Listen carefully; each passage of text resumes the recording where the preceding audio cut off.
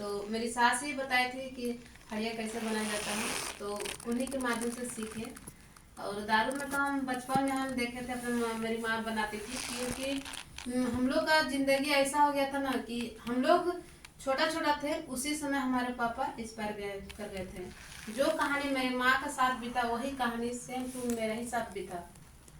मेरे बहन का 7 महीना हुआ था, और जब हमारी बेटी मेरे बहन का 7 महीना हुआ था तो मेरे पापा एक्सपायर किए थे।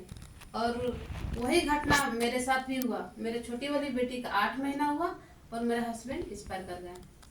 तो मैं सोच रही थी कि मैं कौन सा ऐसा काम करूं कि 1-2 पैसा मेरे हाथ में रहे, क्योंकि अभी छोटा बच्चा है तो अभी तो खाने के लिए तो नहीं खोजेगा, लेकिन ये लोग के जरूरत के सामान जैसे कि कुछ तेल साबुन वगैरह ये सब रहता है, तो उन लोग को हम खरीद के मैं कैसे पूरा कर सके। नहाने के लिए शैम्पू चाहिए, छोटा छोटा सामान के लिए मैं सोच रही थी।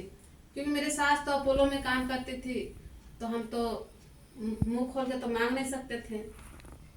तो शुरुआत में तो हम माँ से मांगते थे, माँ से हेल्प करते थे, मांगते थे कि तो माँ देती थी। और उसी दरमियान फिर सोचे कि नहीं हम दारू बनाएंगे। दारू बनाना स्टार्ट किए, हाड़ी भी बनाना स्टार्ट किए और घर भी बेचते थे। उसी तरह करते करते जब बच्चा सब बड़े हो गए तो महिला समिति में रखना स्टार्ट किए।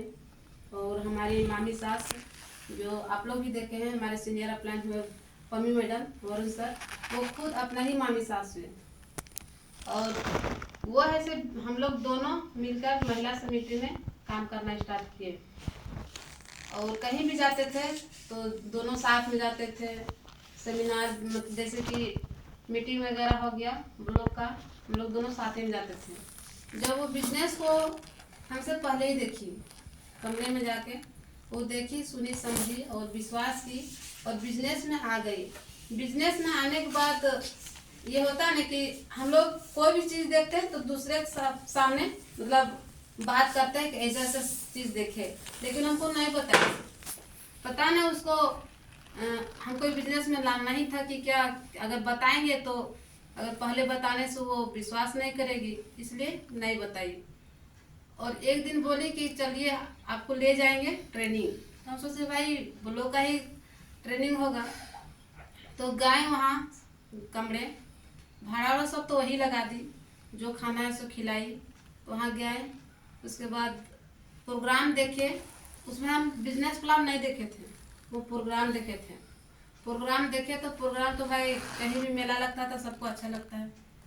जब प्रोग्राम देखे तो वहाँ देखने के बाद जब ख़त्म होता है तो छोटू सर और रिंकू सर दोनों भाई बोले कि दीदी प्रोग्राम कैसा लगा।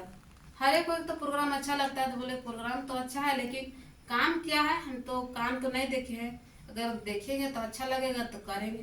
तो ठीक है आपके घर आते हैं चाय पीने के लिए। ठीक है आइए। जब घर आए देखे बिजनेस प्लान पूरा देखने के बाद हमको ना लगने लगा कि ना ये काम को नहीं करना है। बहुत सारा ऐसा पैसा रखने वाला डूब जाता है। हम ही सोच रहे थे कि नहीं करेंगे करके, लेकिन मेरी सास बिजनेस प्लान वो भी देखी, हम लोग दोनों सास बहू देखे बिजनेस प्लान। तो पता ना उसको क्या समझ में आया कि घर में रहती है, 1-2 पैसा अगर कमाएगी तो बच्चा सब है तो इनका भी हेल्प हो जाएगा, हम इधर भी काम करते हैं। और वो हाँ कर दिया और फॉर्म डायरेक्ट 3 ID का भर दी। जब पैसा देने का पारी हुआ तो पैसा वही दी, लेकिन हम उनको डांटने लगे कि हमको नहीं करना है ऐसा ऐसा बिजनेस, पैसा डूबने फंसने वाला है। तो बोलने लगी कि अगर इस तरह से काम नहीं करना है तो कैसा काम करेगी करके। तो सोचे कि चलो मेरा तो पैसा तो लग नहीं रहा है, पैसा तो इनको लग रहा है, अगर डूबेगा तो इनका जाएगा मेरा कहाँ जाएगा करके थोड़ा सा सोचे। फिर मन के हम बोल दिए हाँ करेंगे करके। जब बिजनेस को करने के बाद बहुत कोई सोचता है ना कि हम तो बहुत कम बोलते हैं, किसको जाएंगे बताने के लिए। उसी तरह हम भी बहुत कम बोलने वाले थे, लेकिन बिजनेस का देन है कि आज देखिए कि कितना भी भीड़ रहता है ना तो बोलने में हिचकिचाते नहीं हैं। जब बिजनेस में आए धीरे धीरे सीखने, मतलब आप लोग जिस तरह सीख रहे हैं उसी तरह हम लोग भी रात में सीखते थे। दिन भर हम लोग फील्ड करते थे, शाम में आते थे, खाना वाना बना के खाते भी नहीं थे, सबसे पहले सीखते थे।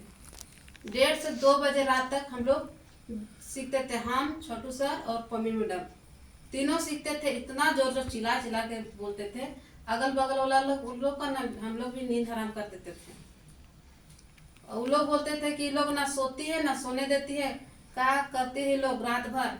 और फिर सुबह होता है पूरा हड़ुड़ाने लगती है, झाड़ू उड़ू लगाने। सबसे पहले वहाँ ना हम और पम्मी मैडम उठते थे, हम ही को देख के सब वहाँ अगल बगल के उठते थे और तुरंत खाना वाना बना के फिर बच्चा सबको भी रेडी करके स्कूल भेजते थे। उसके बाद फिर हम लोग फील्ड में निकल जाते थे।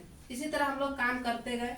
उसके बाद जब हर एक कोई होता है, इतना प्लान करते हैं लेकिन सेल नहीं आता है। किस कारण सेल नहीं आता है? क्योंकि हम लोग ना अपना ब्लड रिश्ता में काम नहीं करते हैं और उससे पड़ोसी जाते हैं प्लान दिखाने के लिए, लेकिन वो लोग विश्वास नहीं करता है। क्या है? क्योंकि वो लोग सोचता है ना कि ये डूबने वाला है, आपने तो किया है तो किया है, लेकिन हम लोग को भी फंसा देगा। तो छोटू सर से बोले कि कहीं सेल नहीं आ रहा है, इतना दिन हो गया, पैसा भी नहीं, तो बहुत कोई बोल रहे करके। तो बोले आपको दुनिया में सबसे अधिक किसको चाहते हैं? हम लोग अपने माँ को। तो जाइए अपने माँ के पास। माँ के पास गए, बोले कि माँ हमको इतना पैसा चाहिए।